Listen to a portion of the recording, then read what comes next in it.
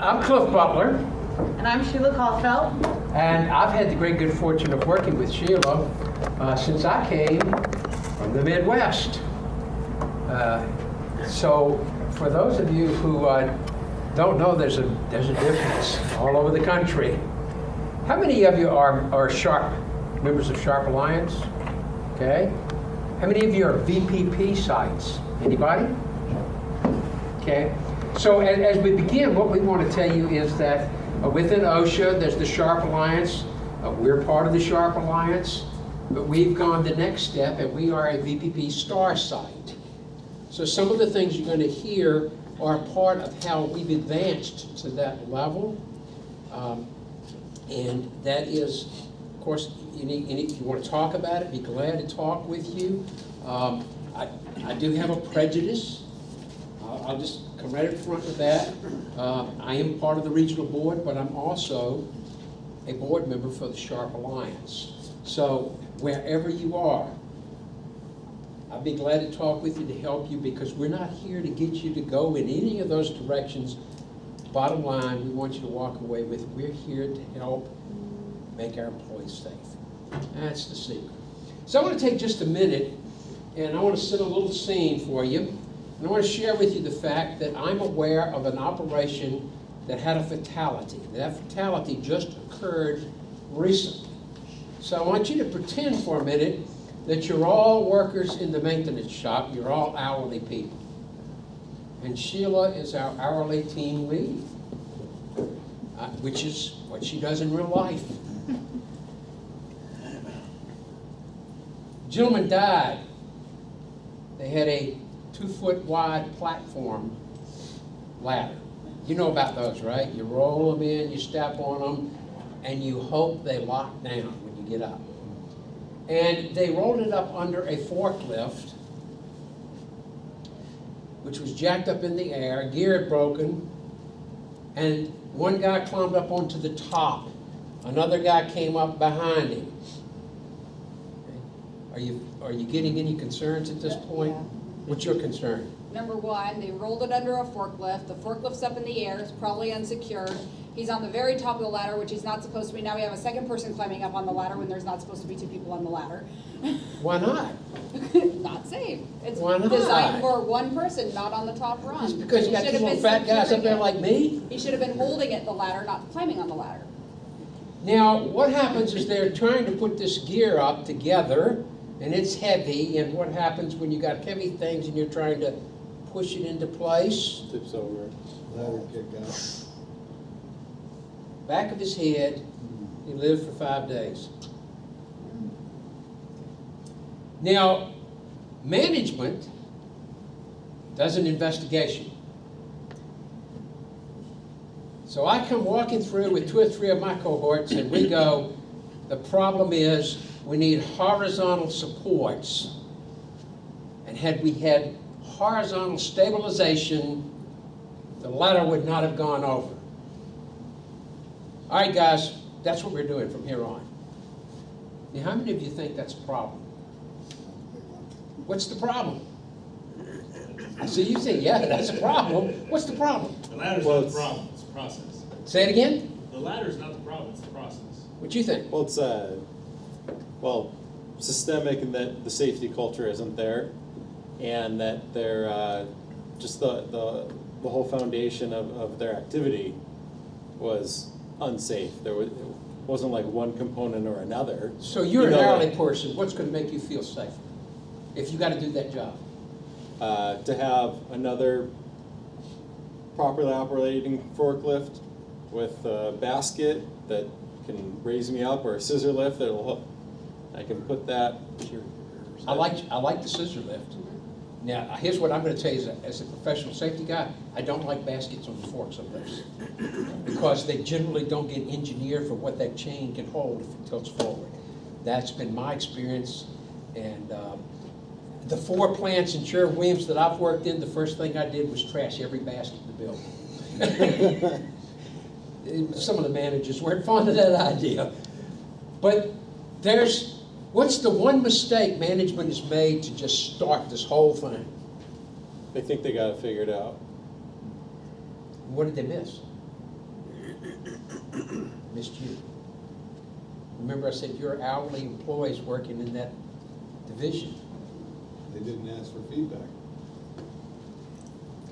In fact, I want to tell you what I would have done and what my manager would have kicked me upside the head if I didn't do. Hey guys, y'all know what happened? I need some people to come in and help me do an investigation.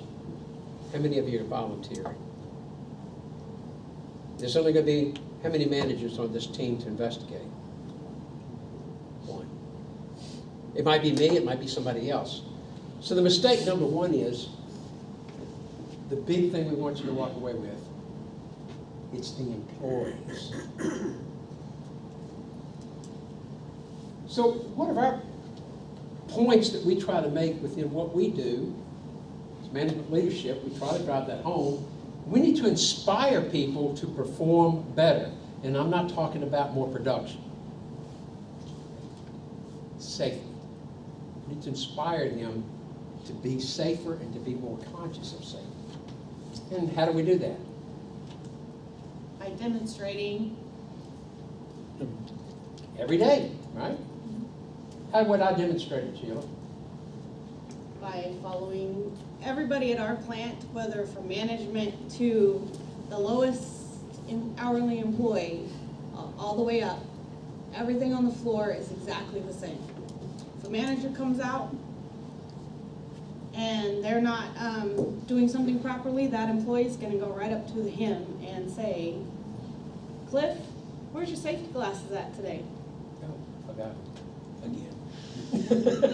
Or if they're wearing jewelry, they're at a machine and they're inspecting a machine, they're wearing something they're not supposed to be wearing, that employee's going to go, hey, everybody is equal when they're on the plant floor. To be a great leader, it just encouragement. I mean, that's it. You got to encourage people. And it involves a time and faith investment in your people, in your employees. And the faith piece is the piece that's overlooked entirely too much. And I like to add that, you know, I like that idea of faith. Mm-hmm. Now, I was thinking about the corrections guys when they were talking, and I had asked the question that, this is not to proselytize in any way, but I am an ordained pastor. My roommate in college went on to become the chaplain of death row in Virginia.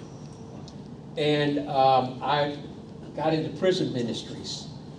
And I shared with the sergeant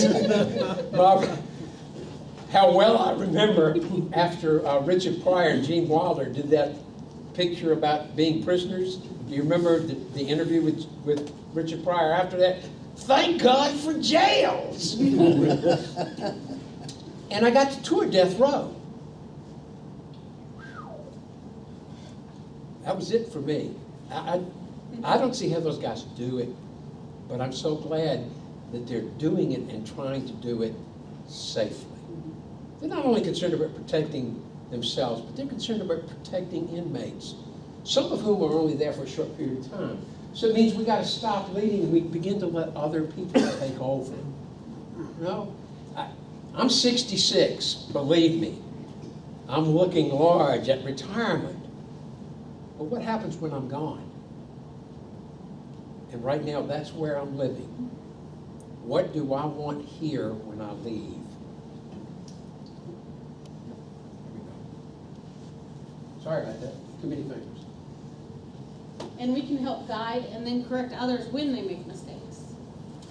I think the important key is being a guide, not being a critic. We have to be guides. We can't help people who won't act. You know, one of the things I've always said as a manager, I can't do a thing with somebody who won't make a decision. But I can help somebody who doesn't necessarily make the right decisions. Now that I can work with. But those people that freeze up and won't make decisions, that aren't willing to take responsibility, because there's one thing about being a leader. Every once in a while you have to look at folks and say, you know what? That really wasn't a good decision I made, was it? sometimes you just have to say that, you know, that just it's really about wasn't being real right of human. me, was it? We're human beings, we make mistakes. Well, maybe you did. But me? So I have a, on the beginning where it says, you know, management leadership inspires others to perform better, it must be demonstrated, and it's not based on performance. So here's what gets me is, we have those that, you have a gentleman who gets patted on the back for 20 years because he is the fastest at changing light bulbs. And he gets 20 light bulbs done in a day, and he gets, hey, good job, you were really on top of it, you did a great job. No one's looking at the fact that He's cutting corners doing he's it. cutting corners to do it. He's pulling chairs out to climb on instead of taking a ladder with him. He's doing everything that he can to maintain that performance portion of it And without he's looking getting at rewarded for it. what, and he's getting rewarded for it constantly without looking at that base root of saying, okay, yes, everything's going great, however, how can we still keep the performance up and do it in a safe manner? Because obviously we're, you know, is it gonna take waiting until he falls off of a chair and breaks his neck before we go, oh, okay, he was doing a great job, but he wasn't doing it in the right fashion? Well, here's a formula that I use, and I'm, you know, I travel far more than I would like to. Just come back from Nevada, a couple weeks before that I was in Chicago. I happen to be the most senior and most experienced EHS person in the field for Sherwin now, which means I'm old. You're a popular guy, Chris. Means I'm old. But I've also been through lots of OSHA audits. I'm even on the other side of the table now. I just recently got to experience being a special government employee. Going into a site, Mark Hurliman was the team lead. I was on that team. I got to experience not just the training class, but how OSHA looks at sites when they go in. And yes, when we do these types of audits, we're not there as compliance people. We're not fining folks. But you get that taste of what it would be like if that's really what you were there for. And so it gives you a whole different perspective of how you view your company. So as I travel around, I use this formula because Sherwin makes paint. I happen to be in the paintbrush plant, but we make paint. And the formula I've been using is that safety plus quality plus productivity equal profit. But if you come back to that number one side, safety, quality, productivity, you sacrifice any one of those, you just sacrificed money. Yeah, you got that guy, he goes for 20 years, does a great job, but one day, all that money he saved you is gone. And not only that, but he may be like that fellow that fell off that ladder. He may be gone with him. And that's the point. And you're going to see as we move forward, there's a little spot, there's two little words we're going to hit here. As leaders, and again, you don't have to be a manager to be a leader. That's the one thing that we work very hard. I work for an outstanding lady who just received the STEP organization's Manufacturing Woman of the Year. This is an outstanding leader in Sherwin. And I've been very lucky in my career, but I will tell you, I've really worked for some jerks too. I'm not going to tell you any different. There have been some real jerks out there who would sacrifice somebody's safety in a heartbeat. And so for me, even though that's my boss, sometimes these two words will kick in too. We stole this from Mark because we loved it. You really aren't a leader until you develop a leader who develops a leader, who develops a leader, who develops it. To go away from what I'm doing right now, to come back 10 years from now, and to see that nothing's changed, it's still clicking. I want to walk out, go on retirement, and know that the legacy is not what I did, but what they're continuing to do. That's my hope. And I'm not a humble person, so don't confuse that. All right. Mark, we stole this from you too. I want to talk about reversing that 85-15 rule. So if 85% of your problems in your organization are in the system, you gotta change it, Change right? the system. And you adjust your systems, processes, and structures to allow those at the highest level of risk to have the greatest influence on resolving your problems, your employees. And just to make a comment on your guy back here that was getting rewarded for doing the job, it's the system that's allowing that. Because it's probably not the same guy. If he's been rewarded 20 years in a row, it's not the same guy rewarding him. It's the system that's rewarding him. And the system is the piece that needs to be changed. And we're trying to change the safety culture so that he feels rewarded for doing the same job correctly. Yeah, yeah. So they were To not do it taking right, away not that. necessarily the pat on his most, back. yeah. That's a challenge. It is. That's a challenge. I've been in 3 paint plants, 1 brush plant. 2 of those paint plants had chemicals in it, could have blown a hole in the city. I've had to work with Homeland Security because of some of the chemicals we handled and gone through those. So there's some challenges there, you bet. Making sure they do it right, critically important. And you have to have that system in place. So Sheila talked about, you gotta have that influence on having employees engaged. We want to identify influencers. As a manager, when I'm walking the floor, I'm looking for people who have a desire to make a difference. Now, we have a young lady here with us. She's only been with the company a couple of years. Couple of years. One of the things that we budget money for is VPP conferences, Blue Mountain Conference. We take people to training. And we don't take just 1 or 2. This conference we brought 2. 2 of them are hourly people. This is Sheila's first time presenting, and she stepped up to join me in this. But part of that is because she showed a want to. The young lady that's with us, she showed a want to. A couple things happened in the plant, and it wasn't my decision. The operations manager came to me and said, hey, Claw's really stepping up. Will you take her to that conference? This is my ops manager. Reward the behaviors you want to see. Because we wanted her to know, you're doing the right things. We want to encourage you. Would you like to go? Sheila can tell you, she lit up like a Christmas tree. That was so exciting for her. And as a floor leader, giving orders is not as successful as the guidance and assistance. So when I'm on the floor and I see things, my job really is to support my employees. And anything from the production to safety. One of my favorite things, I'll go around and ask them, who's in charge of our safety program? Sometimes, I do get an answer, Cliff.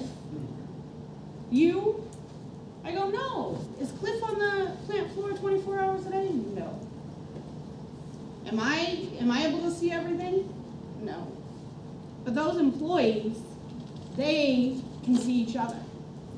They hold each other accountable. Because if we have 3 different shifts now, if somebody goes in, they're setting up a machine, and then the other employee from the next shift goes in and sees, well, this isn't safe, they're the ones that are going in and having to work at that machine. And if it's not safe for them, then it's not safe for the person that was working there. And that's one of the things that we also have learned at Purdy. There is an eye in safety. Because if the person that you're working with, your coworker, is not safe, then you're not going to be safe. We encourage that. We encourage them to look out for each other. And we try not to use the names. I know we were talking a little earlier about the fact that sometime in investigation, we actually do an accelerated root cause. And one of the things that we do is that we involve hourly people. And Mark has seen some of those. We actually have the HR group come into the room who emphasizes that in investigating this situation, you may become privy to confidential information. You must understand even the name of the person who's been injured, or even some other details. It's critical you understand if it leaves this room, you will be held accountable. It's personal information, but without this, we can't necessarily resolve the problems. And yeah, sometimes, I always use the statement, 99% of our people really want to do a good job. Why do they make the decisions they make? It's the system that forces sometimes our decisions to be made where they're made. So I like to think that a system should have this type of decision-making process. If it has that linear process, oh, I can't do that. You gotta have some freedom in there. And if you have that, what are you saying to your hourly people? If they got some room to make some decisions, what am I saying to you as an hourly person? I trust you. I trust you. I trust you to make the right decision. If you don't make the right decision, I'm not gonna shoot you. We'll probably talk. We're gonna figure out the right decision, and then we're gonna try to use that to help determine how we're gonna address this moving forward. I love this right here. When we talk about identifying influences, sometimes I got a little dog in the neighborhood. Whenever I go for a walk, you think about it, that little dog is barking, but he's not barking at anything. Yes, he is. Everybody in your plant, everybody in the place that you work, if they're barking about something. We like to think, they're not barking about anything. Yeah, they're barking about something. Now, it may not be work-related. I deal with that all the time. Upset, angry people. But it's got nothing to do with work. You probably have it too. See, I got 325 people now, and I'm the only safety person, full-time. But I feel like I've got 325 safety assistants. And sometimes, some of them are just like me. They get moods. So I love this one. How do you identify those influences? Those who are listened to, whether it's positive or negative. Somebody made a statement to me. So when they howl, everybody's going to bark. They're the ones that are in the back of the building somewhere. And you may not think anybody's listening. And I always love this. Oh, you know how Cliff is. And that's the one who's probably listening to him the most, right? The one who says, oh, you know how he is. But they're the ones that are really focused in. Where they lead, others will follow. May not be overt, could be very subtle. But other people are following them. They're listening and they're doing what that person's doing. And it may not be going the direction you'd like them to go. It may not. I want to share a little video with you. Some of these that we're going to be sharing, you might have seen them before, but the reason we're doing this is because we want you to think about what you're going to see is what somebody just is going to influence someone to do here in this little clip.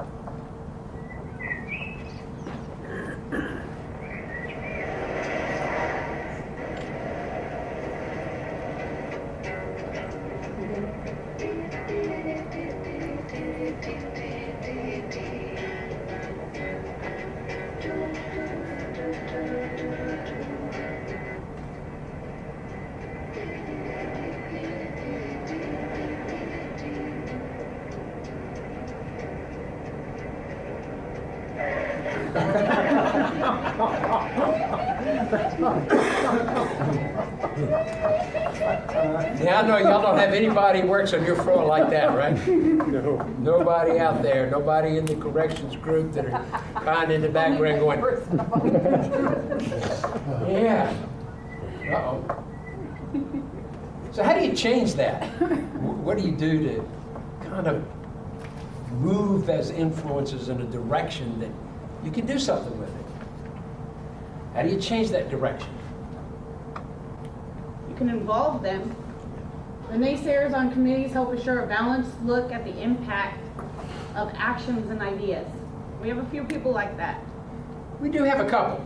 In fact, several years ago, Sheila was leading a committee, and as she was leading that committee, which she leads one now, you might hear a little bit more about later, but we were talking, and there's a lady that was working on that shift with her, and this person was always negative, always, nothing's ever right. And so as we were talking, I said, let's invite her to join our committee. Sheila went, you serious? I said, yeah. So I went and I said, hey, ever joining the committee? She said, oh, you know how I am. I said, yeah. And we need to hear it because we're sitting in the committee and throw something out on the floor and guess what we hear? Oh yeah, that's great. Everybody, all of them nodding at the same time. She came on the committee and, well, we got some great ideas out of that. Because she was the first one who said, well, wait a minute, if we do that, that may not be so great. This could happen. And it began to change how the committee functioned and focused. So we began to look for more people who are our naysayers.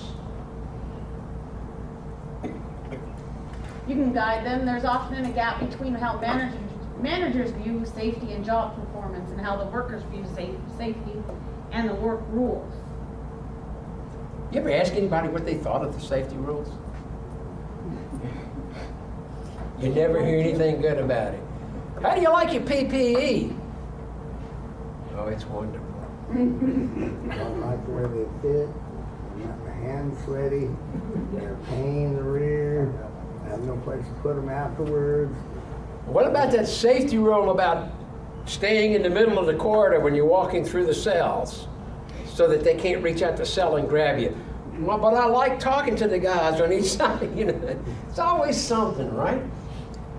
But we as managers, we view it very differently. Well, it's there to protect you. Why can't you understand that? Are you hard-headed? I mean, have you ever had managers approach it like that? I have.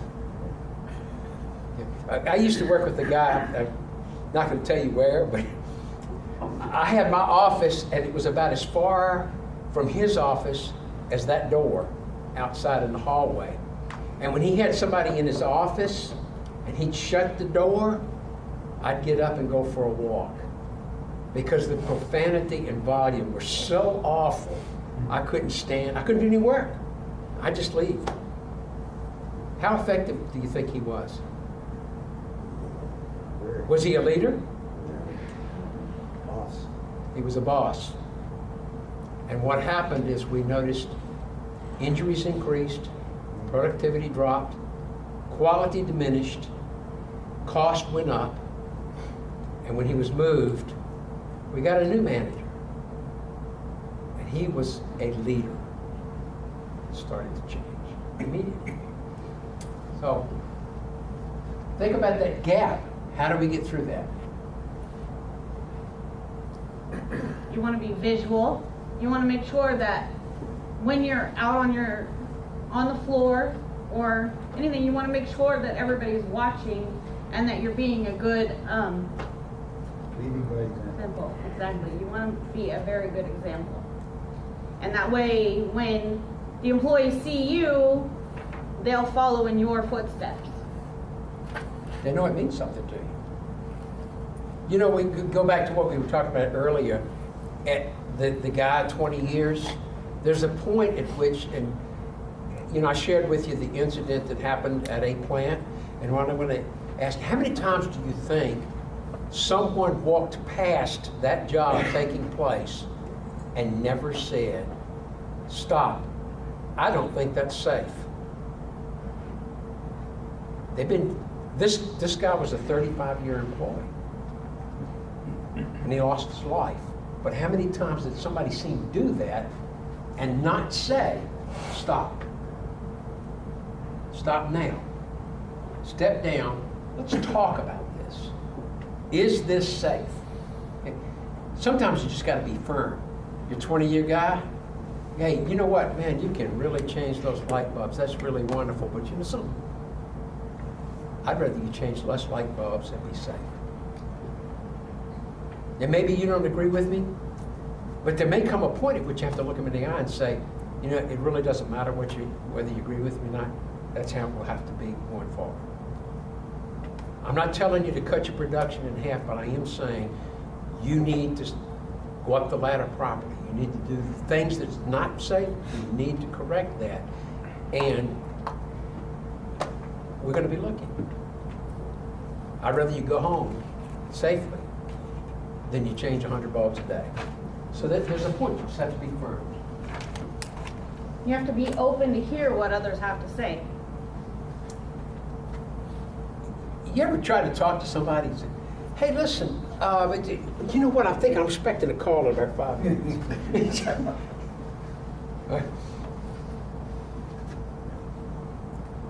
Hey, can we talk about, you know what, I don't have time right now, but I'll get back to you. If you ever tell anybody that, what should you do? Best make sure you come back. One of the things that we use at Sherwin is we use what we call the influencer model. It's actually a structured 3-day class, and I share it with our safety committee leadership on a smaller scale.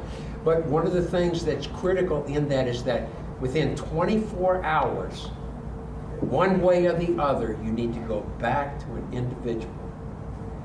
Every once in a while, I'll get something, and I was in Nevada last week, flew all the way in, the week before, and I got in there on Monday, and somebody had sent me an email on Friday, and I told them I'd get right back to them.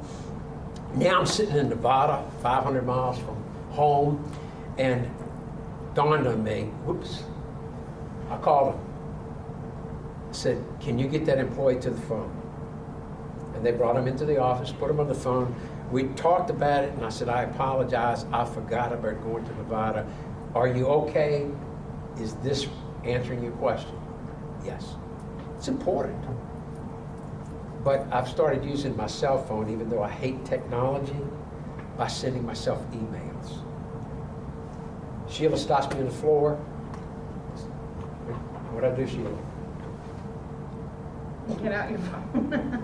I said, I'm sending myself an email, and I send an email. Find her this for Sheila and let her know. So that's the only way I could remember. I told you I was getting old. You gotta be open to hear. I love this positive feedback thing. I used to work for a guy I really liked. We fished, we camped, we canoed, we did all kinds of things as a group. And he would call me in. I was the manager of the plant, and he was above me, and he'd call me in and he'd say, man, Brandon, you're really doing a great job for us, man. I really appreciate you a lot. But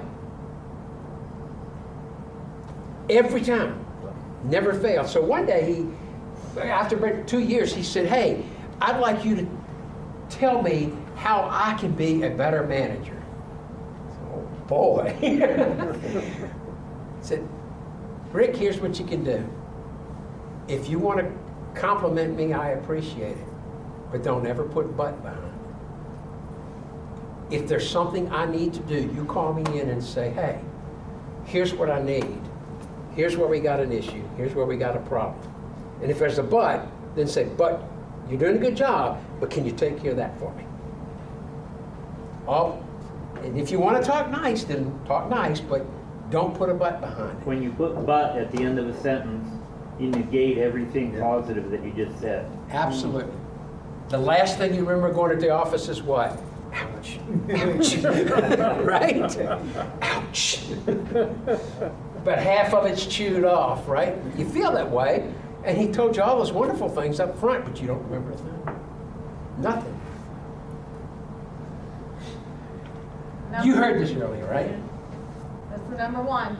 Make certain that they know you care about their safety and about them.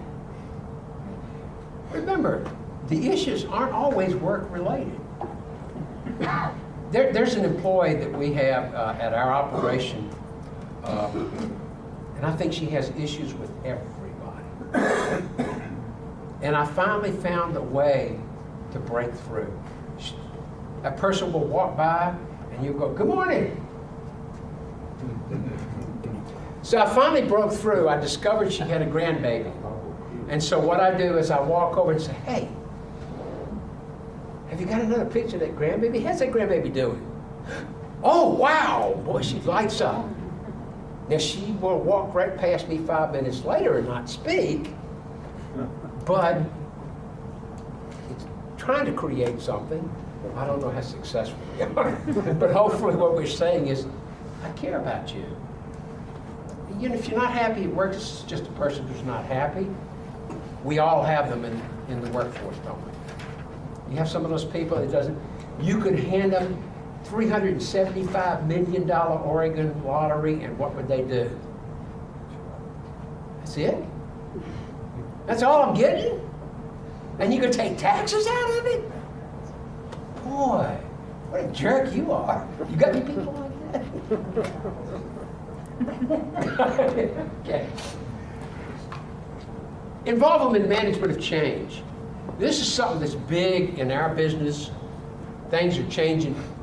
It changes in yours. So create a process where when something's changing, you're starting to communicate with folks. You're getting those folks involved. And create a process that allows the affected employees the greatest level of input and include your biggest critic. I wish I had $1 for every time I heard, you know, if you'd have asked me, I'd have told you this wouldn't have worked. You ever heard that before? I could have told you this wasn't going to work. Naysayer, right? What happens when you put him on the team and let him make decisions? You can get one of two answers. Oh, no, I'm not being responsible for that. I'm not getting involved in that. Oh, no, wait a minute. Now, you're always the first one to dive in. Challenge them. Or else they'll turn around and say, that's your job. Yeah, it's your job. No, it's not. Because whatever rule I make, you're the one that's going to have to carry it out. So why don't you make the rule? So why don't you help me make the rule that accomplishes what we're here to do, and then you're going to be comfortable with it, and there's a greater likelihood you'll accomplish it. Involve them in training. You know, it's critical. I don't run one piece of equipment, whereas I used to know, especially in the paint side now, I can still go do a lot of that. But I've made a deliberate effort. I don't want to know how to run a piece of equipment. I do want to know what's safe and unsafe, where those risks and hazards are, but I absolutely want no knowledge of how to operate it. I want her to run it. That's my expert. I don't want to be the expert.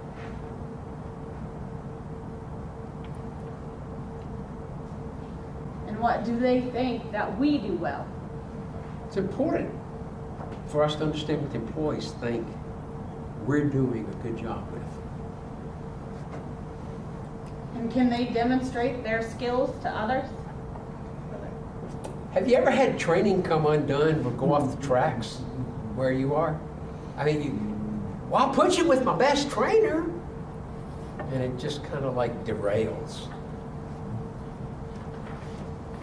How can they support others who have the skill but lack the courage? You've probably seen this video, but we're going to share it with you again anyway, if you have. I love this video because in it, somebody who had tremendous ability and talent just got lost. But they had a tremendous influencer and a leader who helped get them back on track. And now to honor America and salute the men and women serving our country with our national anthem. Please welcome, as voted by you, the fans, our winner of the Toyota Get the Feeling of a Star promotion, Natalie Gilbert.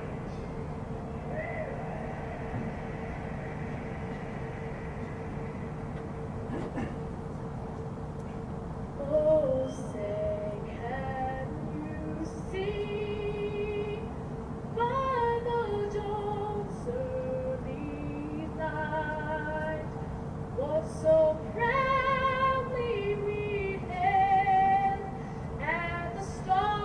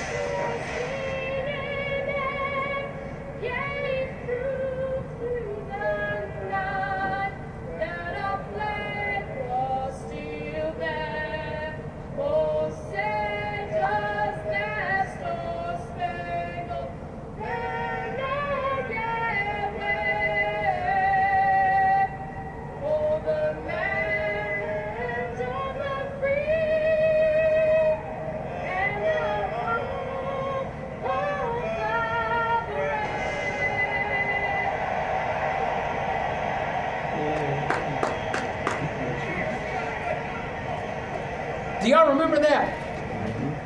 One of my favorite guys in basketball, Maurice Cheeks. I got to see some of these great guys, but I love Maurice Cheeks, who had the ability to be successful. Were y'all able to hear Maurice singing back there? How would you like for him to have taken the microphone and hit you with the Star Spangled Banner? So who really had the ability to be successful? She did. Little Natalie Gilbert, boy, she had it. That gal's got a voice. Who was able to influence the performance? He did, and then the audience kicked in at the end to help. Yeah, when she first came apart, what did the audience do? They started laughing, right? Did you notice? Applauding. For them, it felt good. Somebody else was screwing up. They were enjoying it. And he turned everybody around simply because he stepped in, encouraging. He had the words, but he didn't have the ability. As managers, that's where we have to be. We have to influence people because our leaders are right there. Little Twad in the hall in another class. They're our leaders of tomorrow. They're the folks that are going to step into my role when I'm gone. They're the ones right now that are influencing the 323 remaining employees on our floor. When I'm away for a week, this is the first plant I've been in that I go away for a week and I don't lose sleep at night wondering what's going to happen while I'm gone. And that's not to say that we haven't had phone calls and stuff where I've had to deal with it, but it's the first time I felt comfortable that there were people left behind, not safety professionals, but managers, lead people that were able to step in and know exactly how to respond in situations and sustain what was going on. So how did he make a difference? Courage. What did he do? Courage. Courage. Support. He had the courage to step in a pretty tough situation, right? Provided her with the support she needed. Provided her with the support and encouragement she needed. And then the number one thing that he had the words. He had the tools that she needed to finish it, right? So he gave her everything she needed to finish up. Are there any people in your workforce who may not have the skill but could influence others who do? Can you think of it? Do you have some folks? Are they doing it? Some of them, their self-confidence isn't there. You know they have the ability. You know they have the information that they need and the resources. However, they just don't know how to present that. How do we get past that? Well, that's what, I'm fortunate, I'm one of the institution's field training officers. So I kind of combine those two and kind of before we get started on something, I kind of give them some quick highlights of things. And then I start, and then I hand it off to them. So let them move forward a little bit. Then I come back, when it's my turn to present, I go exactly what they said. And so it gives them support, encouragement, and let them know what they did was right on the money, and that just kind of builds up their own confidence level to keep moving forward. It's a great way that's a good way. How about things like this? We budget money to bring employees to these types of conferences. Last year, we took we took two people to Florida who had the great joy of sitting through a hurricane on Friday morning with me in an airport.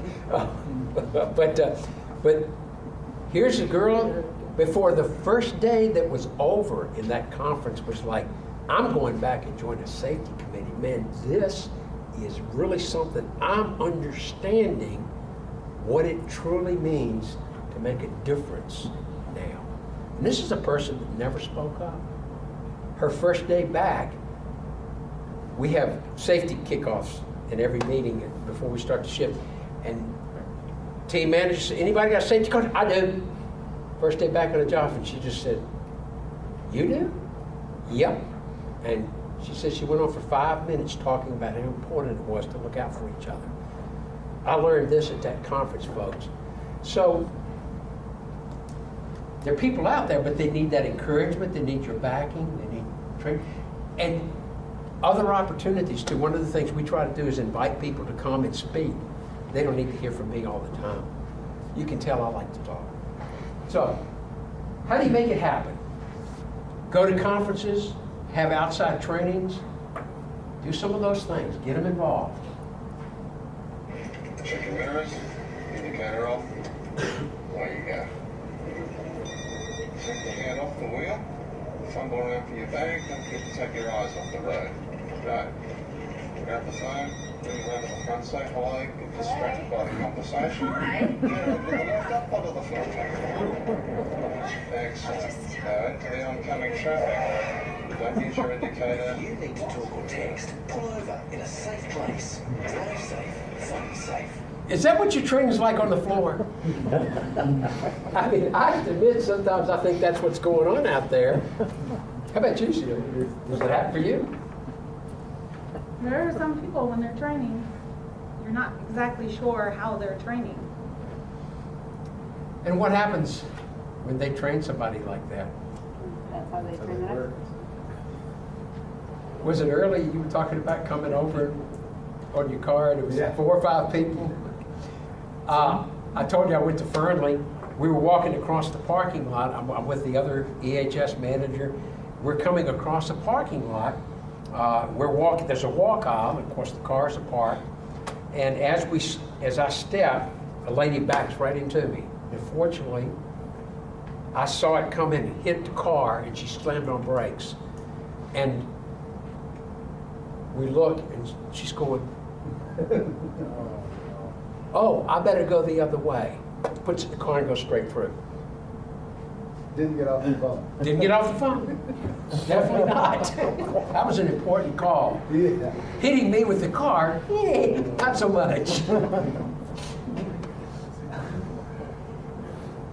don't discount the importance of employees just because they are a pain in the neck. They just might need the proper attention so they feel valuable. One of the things I learned in college, and I still kind of hold to it, there's 3 things that people truly need. They need something to work for, right? Something to love, somebody that loves them. I can't do anything about what happens outside of work, but when they're at work, I can give them something to work for. And I can give them somebody that cares about them. And that's the important part of what I'm there to provide in support. And I think that's important, and managers lose sight of that.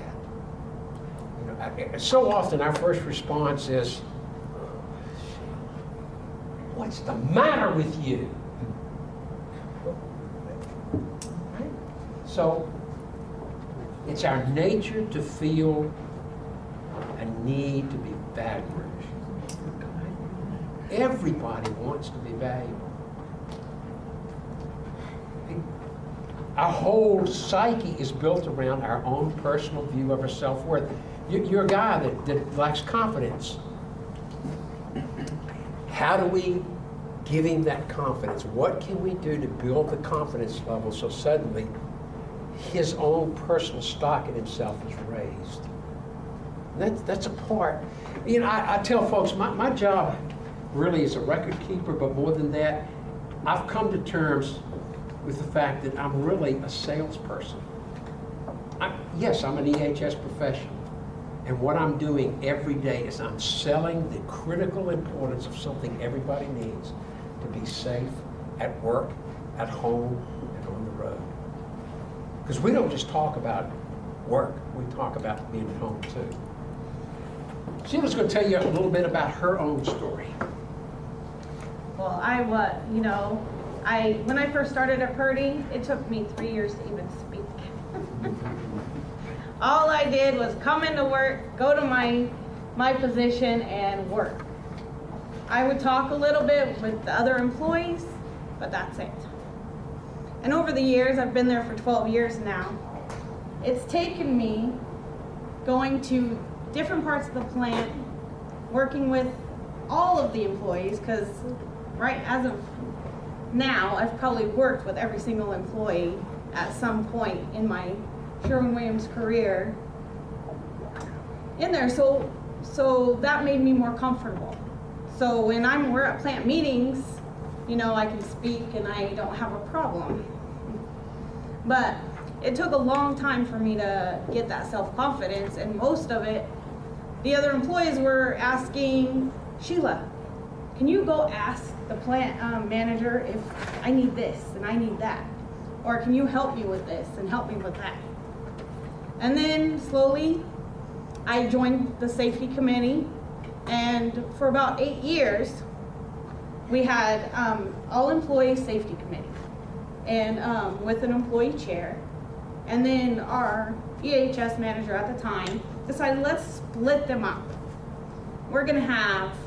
We already had a VPP committee, an ergo committee, and then he decided, let's start a training committee. And our central safety committee will be made up of all the chairs of those committees and the managers. We report. That way we can bring anything to them and they'll be able to take care of things. But, well, our EHS manager at the time, he was having his own problems. And he had personal family problems, health problems. So he was never there. He just handed it to me and said, Sheila, here, chair this committee. I'm going, I have no idea how to chair a committee. I've never done it before. And so it was back to my self-confidence. I'm going, okay, what do I do? He was in and out for over a year. I'd get to spend maybe 15 minutes to a half an hour with him at that time. And then Cliff came. And he was busy, you know, getting to know the plant, getting everything started. And of course, well, our VPP committee was already established. And the chairperson already knew the goals and everything that she needed to do. Our ergo committee was the same way. And I'm sitting here with a new committee. When he first handed it to me, I had lots of ideas. I was going, okay, let's go. But I didn't have an outlet for those ideas. Well, now, it was probably 3 years later, after we got everything established, so that I could run the company, my committee. And so now we have managers that are champions. One manager will sit on our committee, so that if we have any ideas, they can run with it. They can go to maintenance. They can take care of any financial issues that we need for our ideas, or if we need anything printed off or anything like that. But we run the committees, and then we have our champions. Well, just as I was getting my training committee back up and running, I put in for the lead position. I got the lead position, but then I had to go to third shift. So there goes my training committee for now. But Cliff came on, and then we had a hazard committee also for risk assessments and hazards. Then he decided to combine the hazard and training committee. Well, guess what? Another issue came up. I had to go back to second shift. So now the hazard and training committee, the training committee is completely out of my hands. But just in the last couple of weeks, I get to lead the VPP committee. So my story is that there's a lot of frustration, but you have to keep at it. And from employee to being a lead now, it's really, you can't give up, because eventually it'll work, everything will work out. I don't know that when I came on board 4 years ago, Sheila ever thought she'd be standing in front of a group, even sharing her story. Or that she'd truly be chairing a committee that's making a difference. We're working on that third shift committee to get that activated. We have about 105 employees with less than 2 years now of experience with the company. That's a huge hurdle to overcome. But I will just tell you, my great joy in what I do is working with people like Sheila every day who really want to. My job is just to find them the tools they need to get it done. Sometimes that's a challenge. The other thing we do is that whether you're a VPP site or not, I would challenge you to establish an annual evaluation process. It can be a gap analysis. These are some things that some of us old timers with Sharp and VPP can help you with. It doesn't have to be related. You can even use some of those same tools. But get an evaluation process and get people involved and let your hourly people talk to you about where they think your safety program is. Let them tell you how they feel it's doing. How is it functioning? Sheila, as the new chair for VPP, will be handed all the sub-elements in August. I'll hand her the whole thing, and I'll hand her last year's evaluation, and I'll say, you know what the job is for you guys, and I get up and walk at the meeting. It's the committee's job to come back in December, and Sheila and I then sit down and begin to compile everything. And I will assure you, having done 2 years with Mark in the evaluation process, teaching it and how it's used in Oregon, you can come in as a star site and say, oh, we're effective here. That's real nice. But that process and all of our process, whether we are sharp, star, or just trying to get ahead and do better, it shouldn't be just effective. It should be, what can we do to make it better? What are we doing well? What can we do to make this better? Might be effective, but that doesn't mean it'll be effective tomorrow. It can go to the devil overnight. So using that evaluation, we include employees in inspections. Use Kaizen and 5S events. Do you know what a Kaizen is? It's Japanese for good change. And we use Kaizen as a tool. It can be anywhere from an hour to a 3-day event. And what we use, we'll take an area that we've been having problems with. We will take hourly employees, a manager, maintenance crew, one person for make sure that sometimes, like we recently had one, it was the entire group of employees that worked in that area. And we will look at housekeeping, safety, production, how better we can work, the tools that we can use to work that department. And they will plan, come up with a plan, and then utilize that plan. All within, they did it in a 3-day event. We take before pictures, we come back and take after pictures. We post it, they talk about it. How about this one? Do you know what a gimbal walk is? It's part of the Kaizen, but we use it for some other things. Gimbal simply means go see. So in the Kaizen events, we'll pull all the employees in, we go through training, we talk about what we're going to do, we talk about the areas we look at, we create spaghetti diagrams of how the work flows in the area, then we go see. We walk to the floor and we look. Oh, does that work? Well, if we move this here, would that change this? If we take this line, if we move this over here. In fact, one of the things that happens now is that we do, as managers, we require every manager, regardless of position, all senior managers are required to do gimbal walks. Now, I personally do pretty much 3 or 4 a week on every shift. I have to be an early morning kind of person. So I hit the third shift. I walk the first shift. I walk second shift.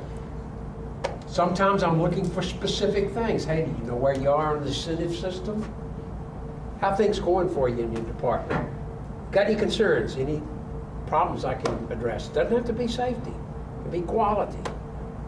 Got any questions about productivity?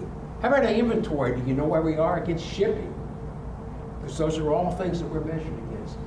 And we measure these. In fact, one of the things we do have an incentive program with the employees get points.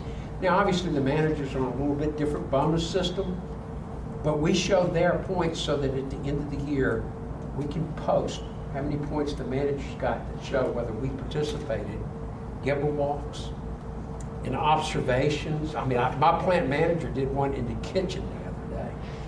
Handed me a card where she stopped something she thought was unsafe and had a conversation with the cook that corrected an unsafe action. And so we measure them. The safety committees. Reduce management present, but always have a management champion. Establish goals. You know, we talk about the VPP. Their job is they help us set the incentive for the employees. They help do that VPP self-evaluation. I type it, they write it. But we set those goals. The ergonomic committee, they have 11 ergonomic risk assessments that they've been challenged to complete this year. Okay. Have a team of employees complete a review of how they feel the safety program is working and brainstorm ideas to make it better. You can have volunteers, but again, try to find a naysayer to be a part of that group. If you're a VPP site, I can assure you that when I mail in my self-evaluation in February, Mark Hurliman's going to be reading that dude, and I'm going to get graded on it. Well, at least our plan is, and it's not me. And I'm thankful we've had the privilege of being with him in presentations to talk about it because he's rated ours along with another young man that I work with from Owens Corning. We've been in those presentations talking about how to go about these evaluations and the things you should be looking at. And again, it's our employees that are doing that. We're just typing it up and get to speak for them, which is nice.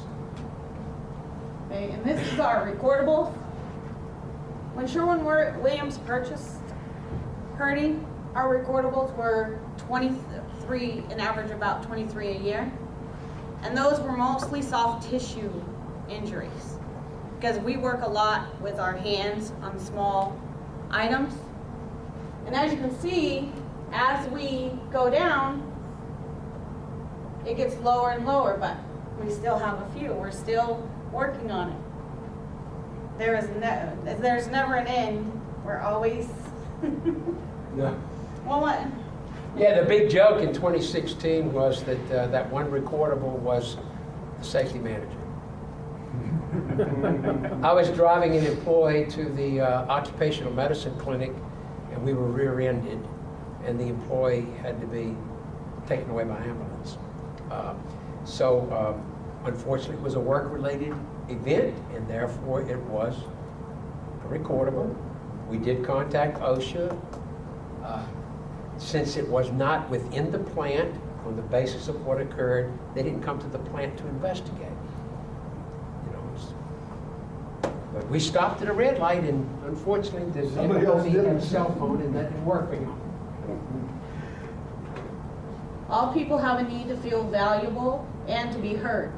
Include them in continuous improvement projects and listen to their ideas.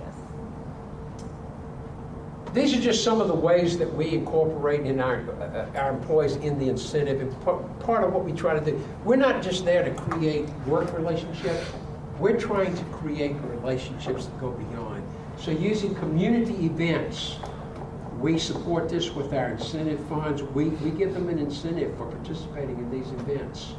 And you know, we do a lot of these things. These are the employees' ideas. I know that Sheila can talk about that very last one up there, the Humane Society.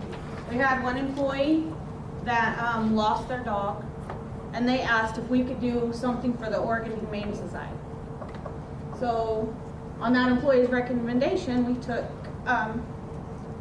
took blankets and food and everything, took donations for the Oregon Humane Society. And then, you know, the last piece that I do want to say is keep in mind, I've been in 4 different Sherwin's plants. Before we turn this over to Mark, I want to tell you something. Every one of them had its own unique personality and dynamic. One of them was a union site. The one I'm at now, it's like 90% women. I've died and gone to heaven, people. And then my boss is female. And I remember when she first came to the plant, she called me in, and I guess it was the old gray beard and things like that. She figured I'm an old timer. And of course, I happened to know her anyway. She just looked at me, she said, well, Cliff, are you going to be able to work for a woman? I said, I've been married 40 years, Sharon. I can manage. Been working for a woman for 40 years. But I think the point that we want to make here, you may not be able to see it, all of these beautiful costumes, we'd have to say probably 60 to 75% of our employees are Asian. But this young fellow right here in his skirt, Scottish. We celebrate diversity and uniqueness, and we try to use that to understand that each society has a different way of communicating. How do we communicate and delve into it and celebrate our uniqueness and create a company personality? That's important for us.